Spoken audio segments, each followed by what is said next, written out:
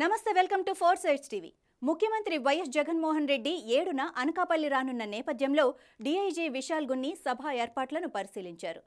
పిసినికాడ గ్రామాన్ని సందర్శించి బహిరంగ సభ ఏర్పాట్ల గురించి చర్చించారు.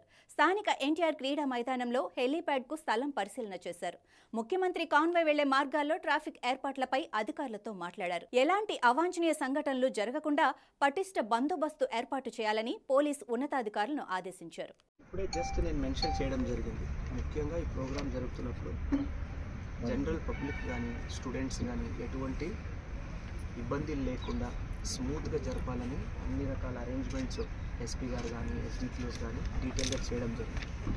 దీంతోపాటు ఎవరైనా స్పెసిఫిక్గా ఇబ్బందిని ఎదిరిస్తే తప్పకుండా పోలీస్ వాళ్ళు ఉంటారు, ఫెసిలిటేట్ చేస్తారు, స్మూత్గా జరిగినట్లు చూస్తారు. Okay, so we have taken, అందుకే చెప్పాను బందోబస్తులో ఆల్మోస్ట్ 1,500 మెంబర్స్ని మనం పెట్టుకోవడం జరిగింది.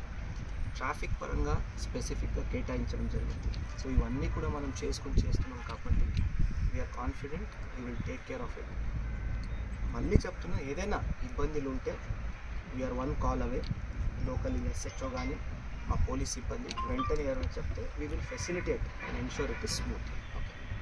ఇంకా అది పొలిటికల్ పరంగా ఆర్గనైజర్స్తో ఎస్పీ గారు మాట్లాడినప్పుడు ఆల్మోస్ట్ 40,000 ప్లస్ అని అంటున్నారు. సో మనం కూడా ఇంకా ఎక్కువనే ఆల్మోస్ట్ 45,000 to 50,000కి తయారు చేశాం. సో బందోబస్తు ఆల్మోస్ట్ 50,000కి మనము తయారు చేసుకున్నాం. సో మొబిలైజేషన్ ఇది అరౌండ్ 40,000 ప్లస్.